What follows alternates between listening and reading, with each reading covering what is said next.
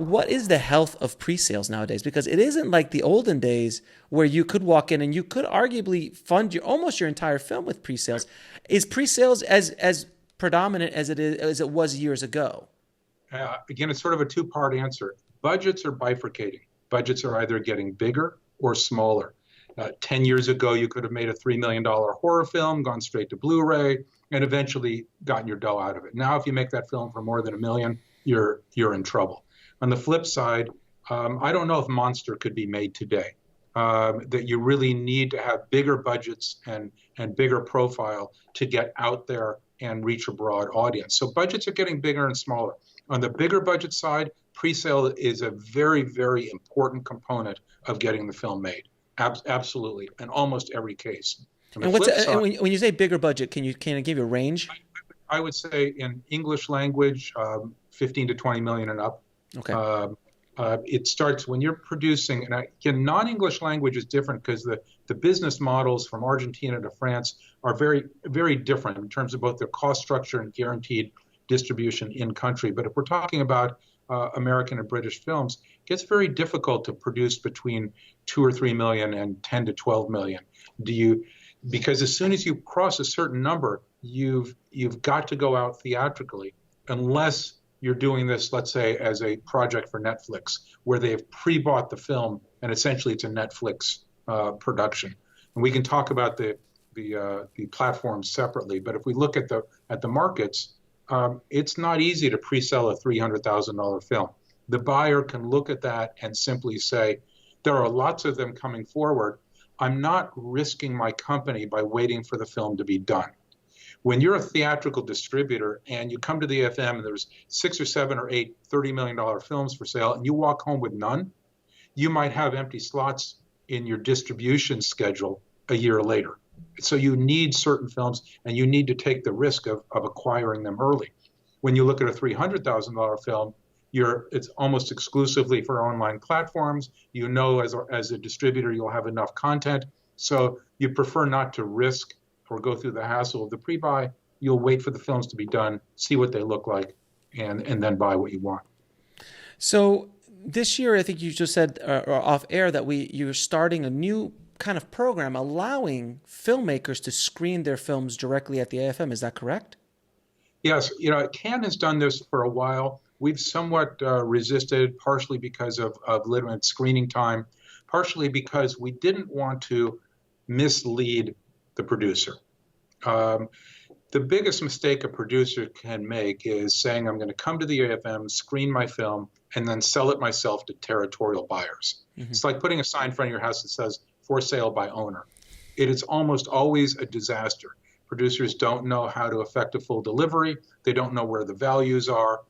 Sales agents truly do add value, and they don't quite get the urgency of, you can't sell China this year and then next year sell Argentina. You've got to get the world sold very quickly. Piracy and just global media awareness diminishes the value of film too quickly once it gets released.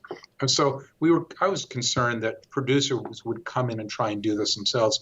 And what we've seen over the last 5 to 10 years is fortunately a greater sophistication in those who are making films and a greater understanding of where they fall in the food chain, if you will. It used to be a producer would come to me and say, so let me understand this. All the buyers have offices, right?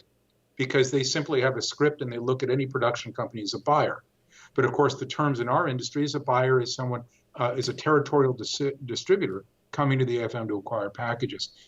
We see the producers more sophisticated now and are slowly, we've opened the gate, if you will, to allow them to screen. But the purpose of their screening is to reach the sales companies, is to screen later in the market when the 300 or so sales companies, their business activity slows down a little bit. They can send someone to a screening. Now, sometimes it's for fun. Frankly, it's a cast and crew, and they just want to be there. Half of the screenings in Cannes, at the Cannes market, are just producers saying, I screened in Cannes. And they don't mind spending $1,000 to say, I've got a Cannes screening. The AFM doesn't have the same brand, because when you say Cannes, you don't necessarily differentiate between market and festival. Mm-hmm. And you're talking anyways. The market and festival clearly know how to differentiate, mm-hmm. but others may not. So we've opened this up. I think we'll have 15 or 20 films screening, and we'll We'll sort of take the temperature of the producers afterwards to see how it worked for them, to make sure they got the audience or the return on their screening investment that they wanted. But we did open up a few years ago. Now, screenings at the AFM are expensive. They're about $1,500 for a single screening at a time when between 20 and 28 other films will be screening at the same time. We've got 29 cinema auditoriums. We don't quite fill them all every 2 hours. But there's a lot of competition. And the work that the producer would have is getting people into that room who are valuable prospects for them. But what we've been doing for a number of years, 4 or 5 years, is we have AFM On Demand, which is an online platform for those who have come to the market to see film both before and after the market. And we've allowed producers to screen on demand for a number of years. And 60 or 70 took advantage of that, I think, last year. That's only $400. And the advantage of that is it runs for about 6 months. You can define who sees your film. Let's say you only want sales companies or something like that. And it's really, frankly, a better value unless you've got a big, expensive film. If you've got a $300,000 film that's headed straight to a platform, you shouldn't spend, so much on a theatrical screen at the AFM. You should put it on demand and tell the sales companies the week after the market they can come see it. And you work the market by just going around to the offices, letting everybody know it's there, and following up afterwards, encouraging them to go online. We just find it to be a better sales tool for most producers.